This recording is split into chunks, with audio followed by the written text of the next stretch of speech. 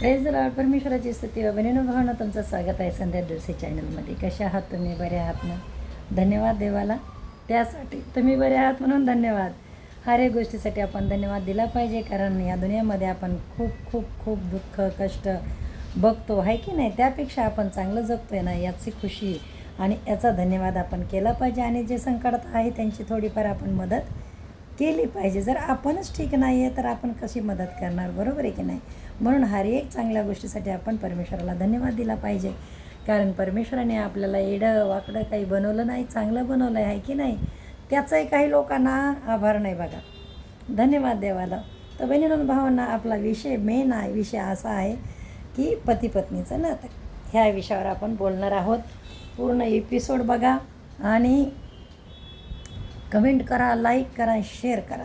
Share जरूर करा. आजकाल हेच नातं खूप बिघडलेलं या दुनियामध्ये दिसतं आहे बहिणींनो भावांना. बरोबर आहे की नाही. कोर्टात भांडणं पती पत्नीची, पोलीस केस पती पत्नीची, घटस्फोट पती पत्नीची आहे ना. आणि पती पत्नीचं नातं चांगलं नसल्यामुळे दोन फॅमिली तर पहिल्या परेशान होतात. एक माहेरकडची फॅमिली, एक सासरकडची फॅमिली. आणि त्याच्यामध्ये जे लेकरांना जन्म दिला आहे ते लेकरंही परेशान. म्हणजे किती नुकसान आहे बघा. समाजाचं नुकसान आहे, नातेवाईकाचं नुकसान आहे आणि आपल्या पिढीचं नुकसान आहे. बरोबर आहे की नाही. आपले होणाऱ्या लेकरांचं किती नुकसान आहे बहिणींनो भावांनो. म्हणून आजचा महत्त्वाचा विषय आहे पती पत्नी. इंटरेस्टिंग विषय आहे, शेवटपर्यंत बघा. नक्की कमेंट करा तुम्हाला कसा वाटला तो. कारण पती पत्नीचं नातं हे कुठून सुरू झालं, कोणी सुरू केलं, हे लग्नविधीच कोणी निर्माण केला, हे आपण बघणार आहोत. तर चला सुरू करूया आपण पती पत्नीचं नातं कोणी बनवलं ह्या विषयापासून. ठीक आहे. तर बहिणींनो भावांनो, बऱ्याच लोकांना माहिती नाही की हे पती पत्नीचं नातं परमेश्वराने जोडलेलं असतं. स्वर्गात गाठी बांधलेल्या असतात. धन्यवाद देवाला. कारण हे नातं एक कॉन्ट्रॅक्ट नाही आहे. हे नातं परमेश्वराने जोडलेलं नातं आहे. ते नातं एक समर्पण असतं, एकमेकासाठी समर्पित होणं. बरोबर आहे की नाही. आणि परमेश्वराने एवढं पवित्र नातं बनवलं आहे ना पती पत्नीचं, की आज जे चित्र दिसतंय ना आपल्याला, तसं बिलकुल बनवलं नाही देवाने. आजकाल काय दिसतंय आपल्याला, पती आणि पत्नी एकमेकाच्या विरोधात बोलताना दिसतात. बरोबर आहे. पती चेष्टा करतो पत्नीची, पत्नी चेष्टा करते पतीची. असं नातं बनवलं नाही देवबाप्पाने. आणि चेष्टा करू ही नाही आहे, मी सांगते. हां, आपण काय ऐकतो कॉमेडीमध्ये किंवा एखाद्या शोमध्ये की पत्नी म्हणते, मला वैतागच आलं आहे, मला हे सगळं काही हे तुमचं सहन करून, मला तर मरूनच जावं वाटतं आहे. तर पती म्हणतो, जा ना मग लवकर मरून जा, है ना, मी लवकर पुरून येईल. हे ऐकलं आहे बाबा मी. धन्यवाद देवाला. त्याच्यानंतर हां, पत्नी माहेरी चालली म्हणजे पती खुश होताना दिसतो. मला आता पार्टी करायला मिळेल, मला आता फोनवर बोलायला मिळेल, मला आता मोकळं राहायला मिळेल. अरे असं नातं नाही बनवलं देवाने तुमचं. धन्यवाद देवाला. हालेलुया. एक अतूट नातं बनवलं आहे बहिणींनो भावांनो. घटस्फोट हे शास्त्रामध्ये लिहिलेलाच नाही आहे पहिली तर गोष्ट. तर हे सर्व आपण हे नातं खराब करून हे नातं तोडतो, निर्णय घेतो तोडण्याचा. हे परमेश्वराला दुःख देणारी गोष्ट आहे. हालेलुया. तर प्रभूची स्तुती हो. तर आपण बघितलं, हे नातं परमेश्वराने बनवलेलं आहे. हे नातं मधीच तोडावा, ब्रेक करावा. आजकाल खूप तुटताना दिसत आहेत. पती पत्नीचे रिलेशन म्हटलं तर खूप ठिकाणी तुम्हाला ऐकायला भेटत असतील. भांडणं आहेत, झगडे आहेत, आहे की नाही. आणि छोट्या छोट्या गोष्टीवरून कुरबुर हो.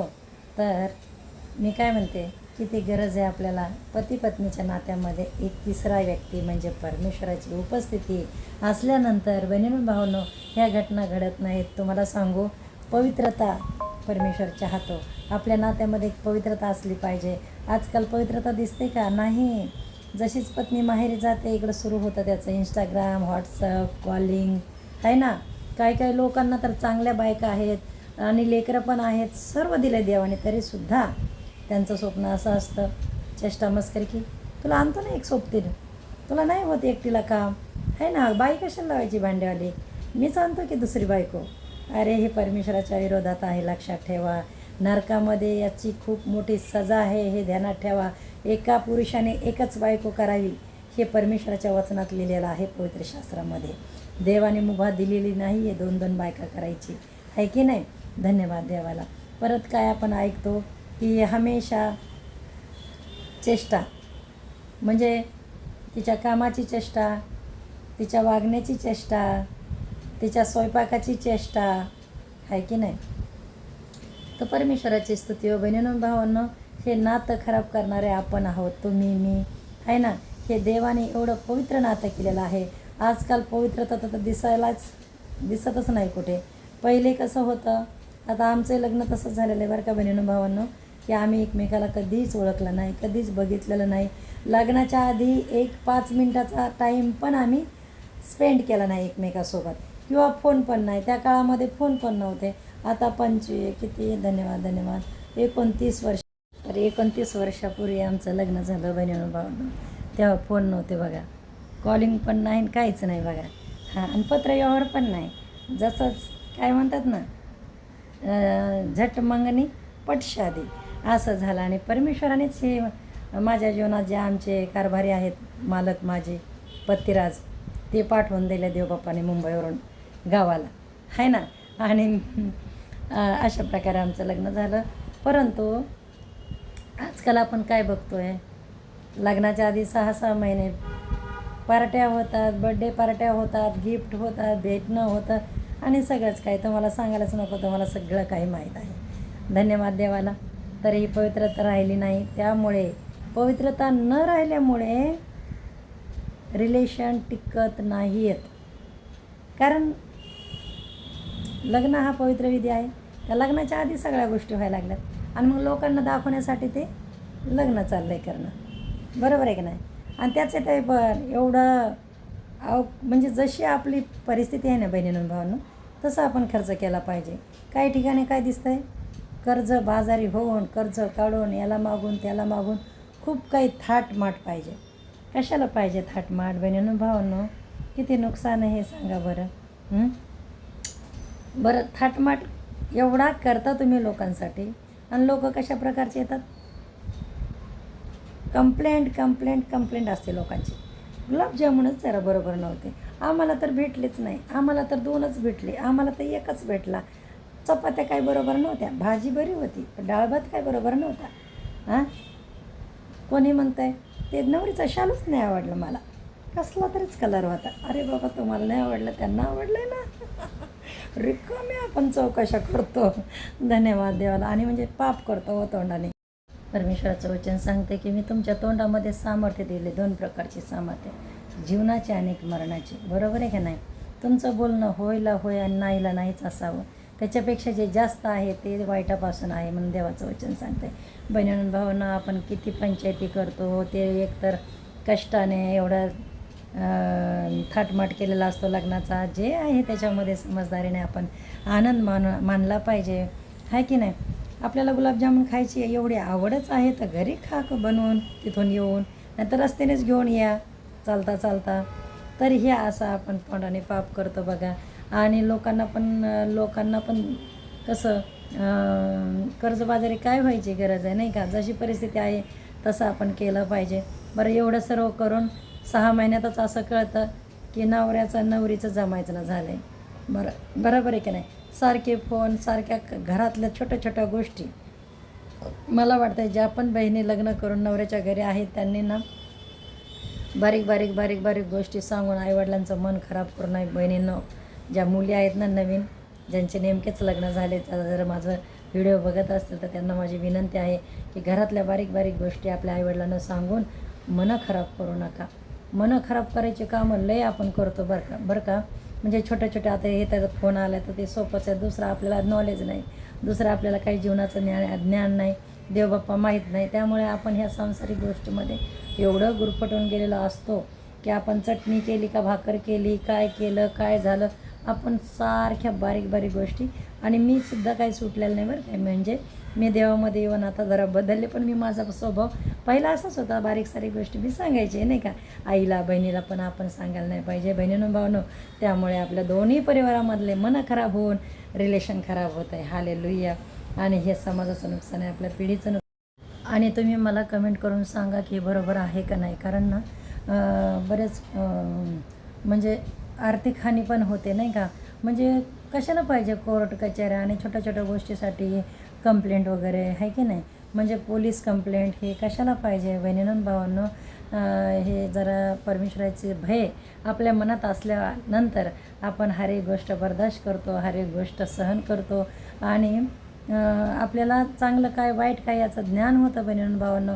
कारण आहे ना, आपण काय केलं पाहिजे. प्रत्येकाच्या जीवनामध्ये टेन्शन येतं बघा. म्हणजे टेन्शनपासून कोणीच सुटलेला नाही, पण ते घ्यायचे का नाही आपल्याला डिपेंड आहे. किती वेळ ठेवायचं हे पण आपल्याच हातामध्ये आहे.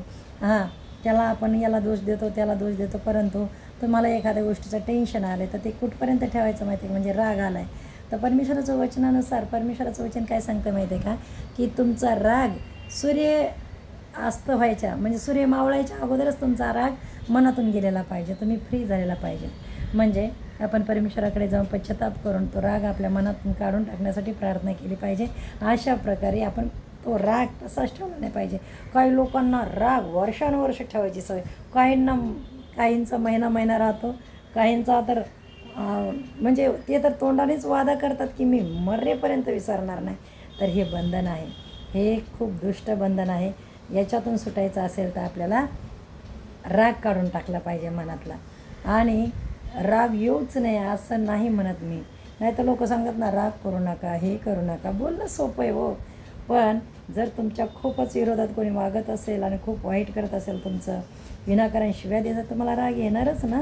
राग येणं पाप नाही आहे, पण रागात काही गोष्टी आपण बोलतो ना मुखातून बडबड बडबड काही पण बोलतो श्रापाच्या गोष्टी, हे पाप आहे, लक्षात धरा. हां, तर काही लोकांना असं वाटतं की हे प्रभूमध्ये मग यांना शिकवणाऱ्या लोकांकडून आहे ना खूप अपेक्षात लोकांच्या. म्हणजे आता माझ्या घरामध्ये पण आपण काही चुकायचा लाग नाही बघा. काही चुकलं की म्हणतात हां तुला लोकांना शिकवते ना, आहे की नाही. तर बहिणीनं भावांना तसं वागावं पण लागतं आणि परमेश्वर पण आपला हिसाब घेणार आहे ना.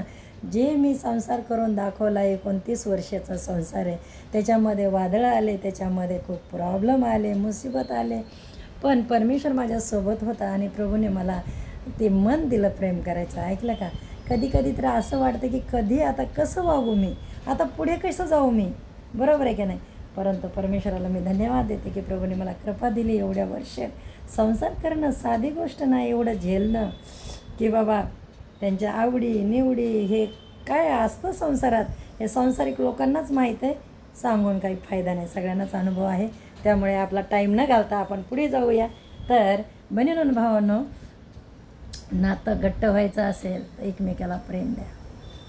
अहो माझ्या भावांनो, असं प्रेम द्या आपल्या आपल्या बायकोला की तिने दिवसभर तुमची आठवण केली पाहिजे, तुमच्या आठवणीभोवतीच ती फिरली पाहिजे. असं प्रेम द्या ना. कशाला लफडे होतील, कशाला बायको दुसरीकडे बोलेल, बरोबर आहे की नाही. तुम्ही टाईम देणार नाही तिला, प्रेम देणार नाही तिला, मग तिला कुठं ना कुठं वाटतं आपलं मन कुठेतरी मोकळं करावं, कोणाशी तरी बोलावं, कोणीतरी आपल्याला प्रेम करावं. आणि बहिणीनं भावांनो, प्रेम अशी गोष्ट आहे ना, प्रेमासारखी तृप्ती कशानेच होत नाही. तुम्हाला भरपूर खायला दिले पण प्रेम नाही तर काय फायदा सांगा बरं. परमेश्वराच्या वचनामध्ये लिहिलेलं आहे की तुम्ही जर एखाद्यासाठी तुमचं शरीर जर जाळायला दिलं आणि तुमच्यामध्ये जर प्रेम नसेल तर व्यर्थ आहे, सगळ्या गोष्टी व्यर्थ आहे. तर प्रेम परमेश्वर आहे, लक्षात गॉड. हां, हालेलुया हालेलुया, परमेश्वर प्रेम आहे. तर आपला व्हिडिओ खूप मोठा होत आहे आणि प्रभूला मी धन्यवाद देते की बहिणींनो भावांनो, जर आपण एकमेकाला समजून घेतलं, एकमेकाला प्रेम दिलं तर भांडणात काय मजा आहे आणि लग्न तोडण्यात काय मजा आहे. बहिणींनो भावांनो, आज लोकांचं लेकरांचं किती मानसिक संतुलन बिघडतं आहे ह्या पती पत्नीच्या लफड्यामुळेच. आणि काही बहिणींना लेकराकडे लक्ष देण्याचं सोडतात. आता पाठीमागं मी एक पॉडकास्ट बघितला, त्याच्यामध्ये एक बहीण लेकराला घेऊ फाशी लावलं तिनं स्वतःला. का तर नवरा दुसरीला बोलतो आहे, नवरा दुसरीच्या मागे लागला आहे. ठीक आहे, अरे लागू दे 17दा, त्याचा हात मोडन, त्याच्या गळ्यात पडन, त्याच्या कर्माचे फळ देव त्याला देईल. तुला सरळ वागायचं, तुला लेकरं दिलेत ना, लेकरासाठी तुला जगावं लागेल, बरोबर आहे की नाही.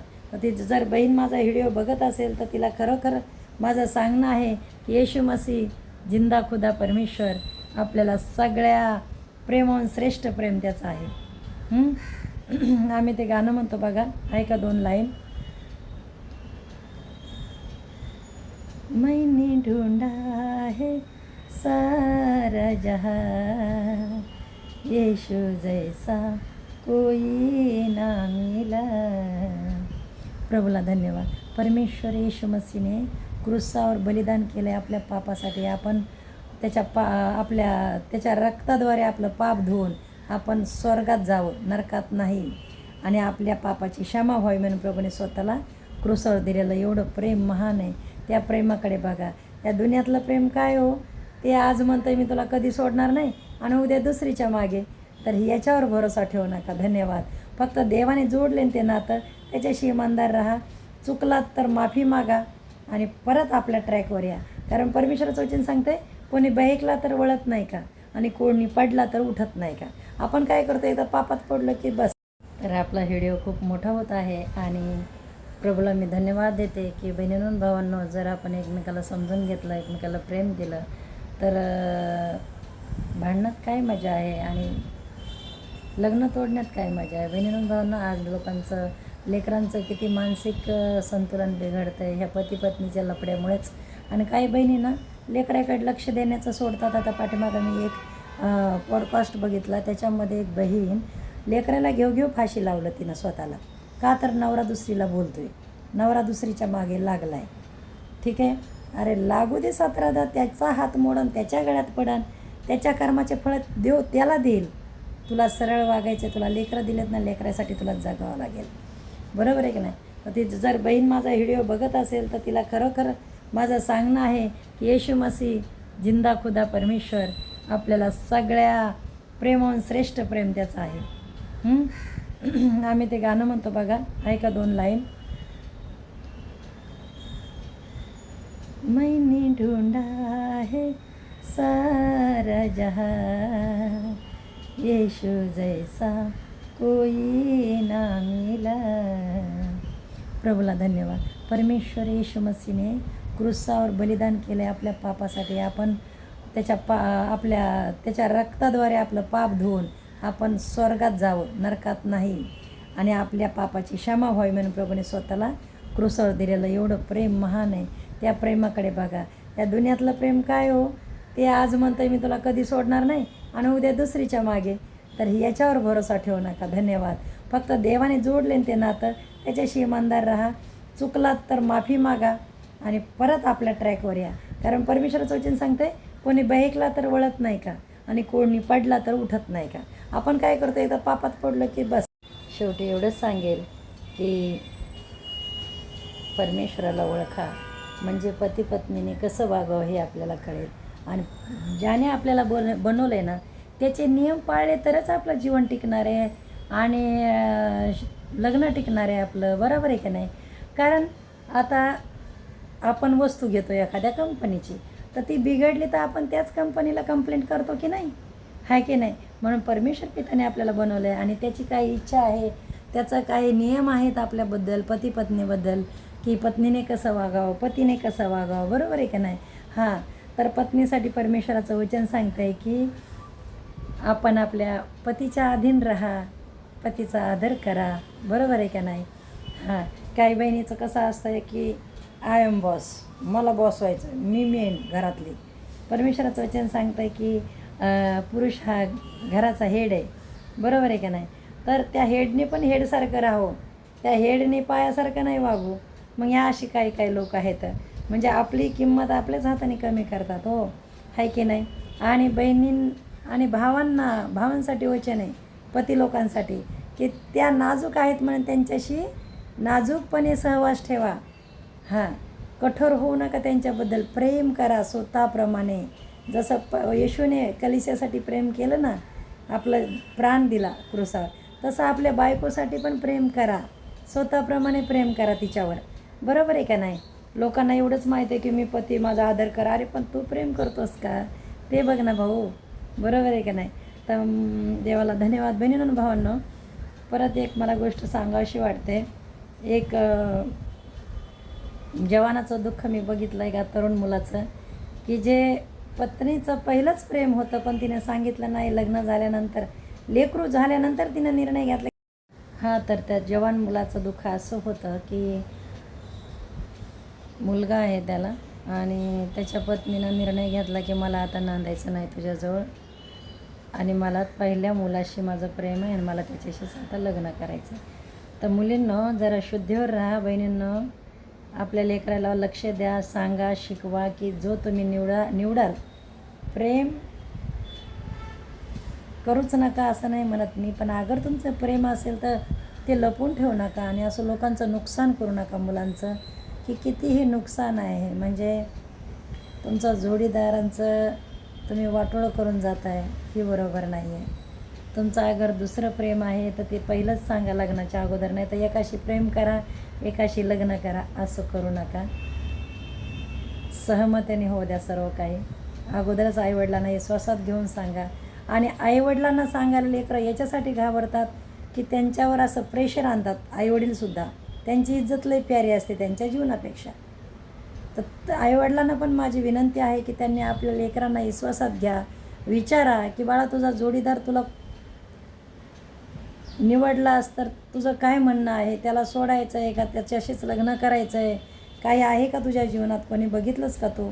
या आईवडिलांनी पण विश्वासात घेऊन प्रेशर न आणता विचारलं पाहिजे. नाही तर जबरदस्ती करून लग्न देऊन काय फायदा आहे, पुढच्याचं नुकसान आहे ना बहिणीनं भावांना. हां, ती मुलगी असल्यामुळे तिने घाबरते सगळ्या लोकांना, आणि तिचं प्रेम सोडून ती दुसऱ्याच्या घरी जाते नांदायला. 4 दिवस तिचं मन लागतं, एक लेकरू होतं, आणि नंतर तिला वाटतं की नाही, माझा जोडीदार दुसराच आहे पहिला, मला हा नाही पाहिजे. तर हे काही खेळ नाही आहे, हे परमेश्वराच्या विरोधात पाप आहे, आणि याने खूप जीवितहानी पण होऊ शकते. ज्यांना सहन होतं आहे ते जगतात, आणि ज्यांना सहन होत नाही ते जीवाचं काहीही वाटोळं करून घेतात, कारण एवढं ओझं. शेवटी महत्त्वाचं बोलेल मी की काही बहिणीची इच्छा असते की माझे पती तर मला पिक्चरलाच नाही घेऊन जात, काही पण दुःख असतं आहे, मला तर गिफ्टच नाही देत, माझं तर बड्डेच नाही करत, मला तर फिरायलाच नाही घेऊन जात, नाही तर मला तर मग माझ्या जीवनात टाईमच देत नाही. माझ्या बहिणींनो आणि भावांनो, जर तुम्ही 40च्या पुढे गेला असाल तर बहिणींनो, तुमचं दुःख हे पाहिजे, अगर मुलगा वाईट वागतो आहे आणि पती जर त्याला प्रबंध लावत नसेल, किंवा पती तुम्हाला टोकत नसेल, आपल्या लेकराला काही संस्कार शिकवत नसेल, तर हे दुःख पाहिजे तुमचं. काही बहिणींचं पोटच भरत नाही, जवानीत एवढं फिरून झालं आहे, जवानीमध्ये एवढं पिक्चरं बघून झालेत, तरी त्यांचं दुःख तेच आहे. तसं करू नका.